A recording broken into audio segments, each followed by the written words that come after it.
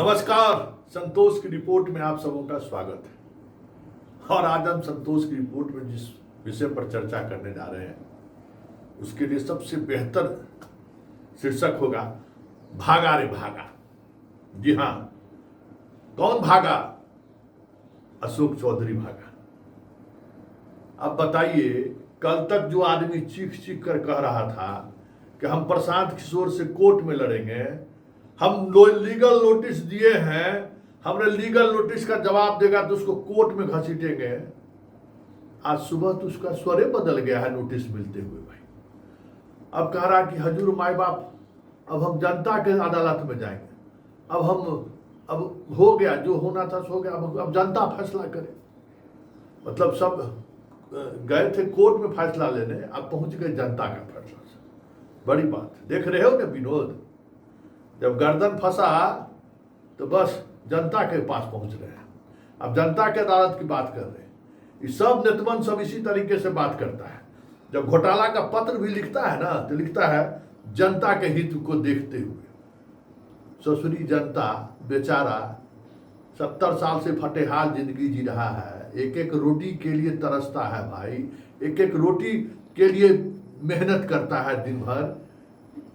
धूप हो, बारिश हो, ठंड हो, सब में वो बेचारा सुबह सुबह घर से बाहर निकलता है, रात थक कर घर लौटता है, 300-400 रुपया किसी तरीके से कमा के आया। रास्ते में रात का भोजन का सामान और दिन का भोजन का सामान खरीदते खरीदते 10-20 रुपया भी बच जाता है। बहुत बड़ी बात है। उस जनता की दुहाई लोग देता है नेतवंश।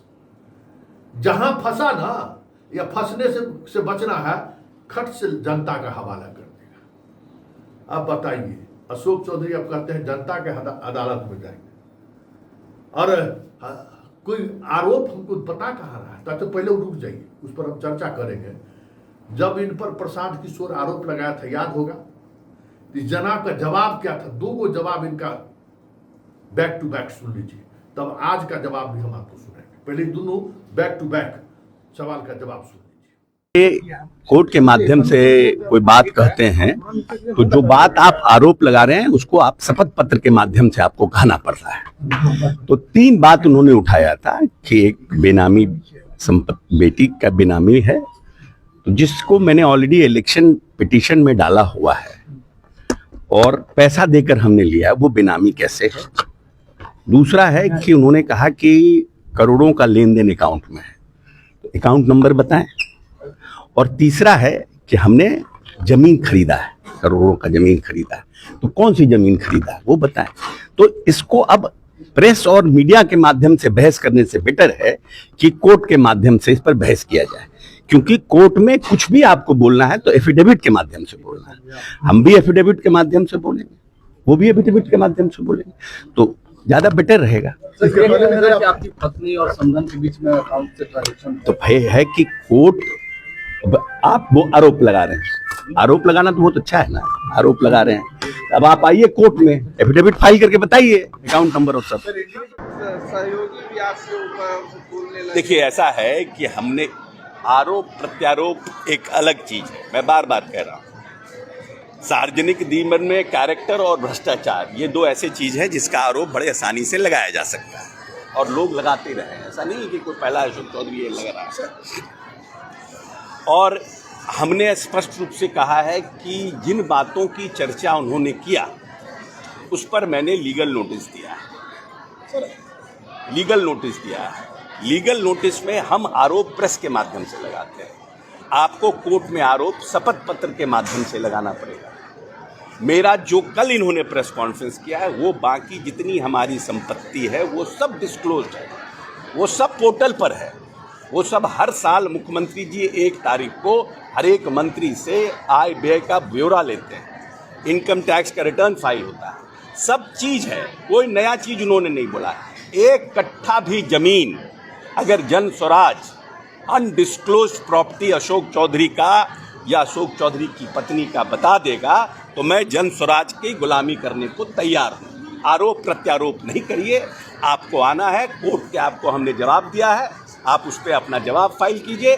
हम आपके जवाब से संतुष्ट होंगे तो ठीक है, नहीं संतुष्ट होंगे कोर्ट में जाएंगे, आप कोर्ट में हमसे लड़िएगा। सुन लिए, एकदम कमर कसे हुए थे और फरिया लेंगे, सब झूठ फूट है, 1 कट्ठा जमीन भी दिखा देगा तो हम गुलामी कर देंगे। 2 दिन पहले जवाब इनको भेज दिया गया और उस जवाब के साथ साथ सारा एविडेंस भी भेज दिया गया। कहा जा रहा है कि जब वकील सब एविडेंस पलटना शुरू किया तो जनाब एसी में बैठे हुए थे एकदम 18 करके, क्योंकि जवाब आया था उसी समय से तनाव में थे। जवाब जब खोला वकील सब के बीच में तो इनको पसीना 18, मतलब इस अभी के समय में 18 एसी का करके फिर भी इनको चश्मा लगा लगा के देख रहे थे, चेहरा से पसीना टपर टपर टपर टपर चुरा था। अब वकील साहब सब चुप थे। वकील साहब सब इससे पूछ रहे थे कि अच्छा ये बताइए कि ठीक है आप इलेक्शन कमीशन के इसमें आप दे दिए, ठीक है भाई, जो हमारे पास संपत्ति है उसको आपने क्लियर कर डिस्क्लोज कर किया कि हमारे पास ये संपत्ति है, लेकिन ये संपत्ति आया कहां से? जब आप लिखा लिए अपने पीए से, आपका पीए वो है कि नहीं है? नहीं था, है? कभी ऑफिशियली इसको पीए रखे थे क्या? सर खुजलाने लगे, याद तो नहीं है लेकिन मंत्री रहते हुए तो पीए हो सकता है। नहीं ये पहले कंफर्म हुई। कैसे कंफर्म हो? उससे तो हमारा बातचीत तो नहीं हो, तो उसको तो भगा दिए यहाँ से। अच्छा तो पीए साहब आपके साथ नहीं है? नहीं, क्यों? कुछ बात हुआ, हटा दिए। अच्छा तब तो भाई बड़ा मुश्किल है, कहीं कुछ गवाही वो दे दिए पीए साहब, तब तो आप पढ़ जाइएगा फिर आप। अच्छा हमको ये बताइए कि पीए साहब जो है सो रजिस्ट्री कराए, संभाविक ITR फाइल करते थे क्या? संभाविक आमदनी कुछ दिखाते थे क्या? चुनाव से पहले जिस समय में जमीन खरीदे उस समय में 3 साल 4 साल 5 साल का ITR है क्या?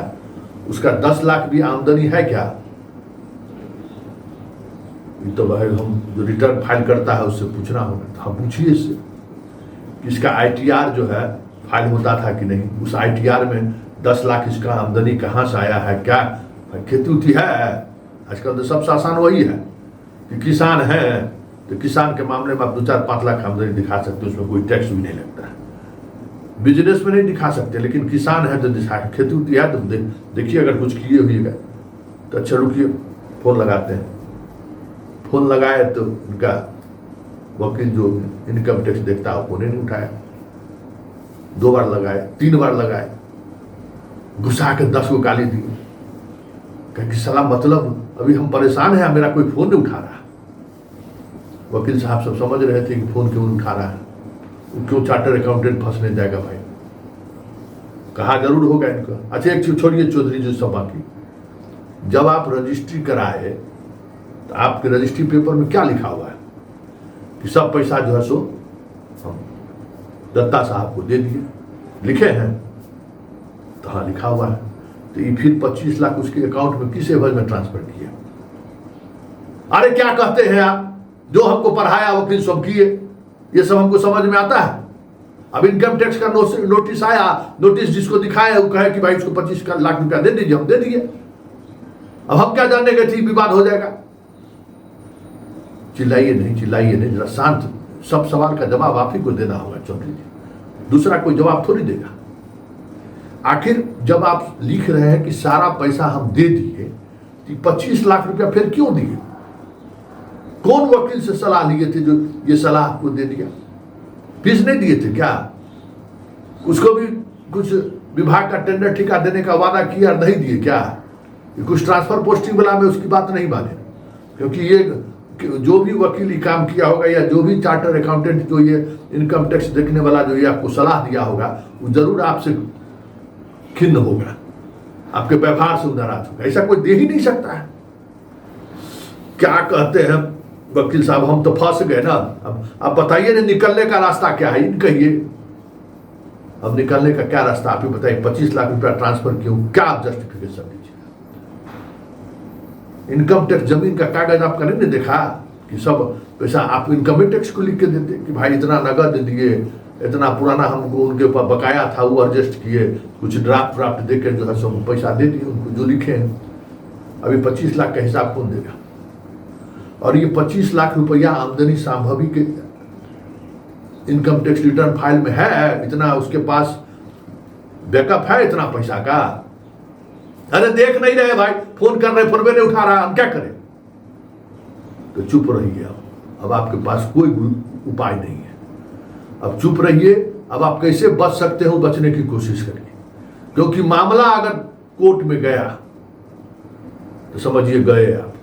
मानहानि का केस तो बाद में होगा, क्रिमिनल केस पहले हो जाएगा, क्योंकि बहुत बड़ा कम्युनिकेबल ऑफेंस, समझ गए।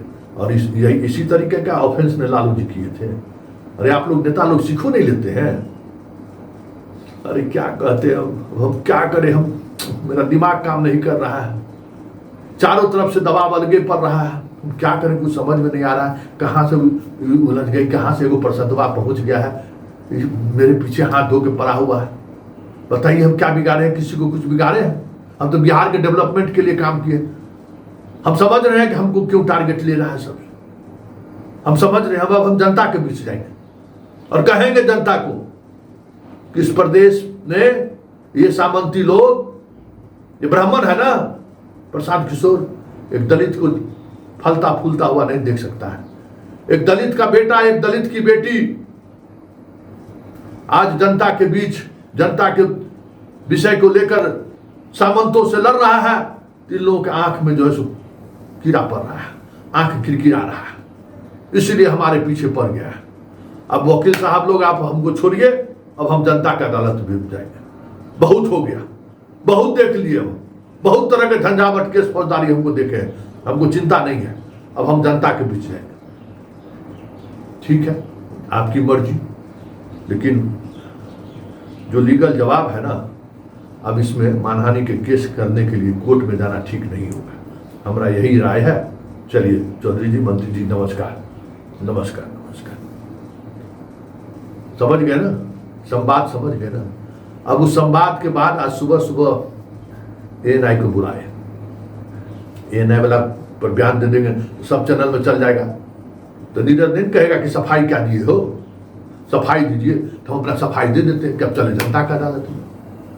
तो जरा देखिए एएनआई को क्या, मीडिया वाले को नहीं बुला रहा है, क्योंकि मीडिया वाला तो क्रॉस क्वेश्चन पूछेगा, कहेगा कि भाई ये जो आप जो मानहानि का दावा करके जो लीगल नोटिस भेजे थे उसका तो जवाब दे दिया है। अब जवाब दे दिया तो इस सब पॉइंट पर आपका क्या कहना है, सवाल पूछ देगा, तो पड़ जाएंगे परेशानी में। तो अब सबसे अच्छा, सबसे सामान्य और सबसे बेहतर रास्ता है, सुलभ रास्ता है जनता की अदालत, जहाँ न तारीख पड़ता है, न सुनवाई की तिथि निर्धारित होता है, न कोई जजमेंट होता है। जनता जिधर देखे खीर उधर जाए, फिर जनता को क्या लेना देना है। तो चलते चलते सुन लीजिए क्या कह रहे हैं जनाब। किशोर जी के द्वारा जो भी आरोप लगाया गया है, हम बार बार कह रहे हैं कि वो सब आरोप सरासर झूठ, सरासर असत्य और बेबुनियाद है। मैं बार बार कह रहा हूं, और हमने लीगल नोटिस भी भेजा है और उन्होंने लीगल नोटिस का जवाब भी दिया है। अब कोर्ट बंद है 6 तारीख तक, अब उसके बाद कोड ऑफ कंडक्ट लग जाएगा और हम सबको जनता की अदालत में जाना है। हम लोग सब लोग जनता की अदालत में जाएंगे, क्या सत्य है क्या असत्य है सब समझ में आ जाएगा, दूध का दूध पानी का पानी हो जाएगा। आरोप देखिए, आरोप लगना, आरोप प्रत्यारोप तो चलता है, लेकिन आरोप में सत्यता क्या है वो भी तो इम्पोर्टेंट है ना। अब आरोप कुछ भी आपके ऊपर आरोप लगा दें कि आपके सर पे बाल नहीं है, अब जो पब्लिक देख रहा है कि आपके सर पे बाल है, तो उसका क्या मतलब है।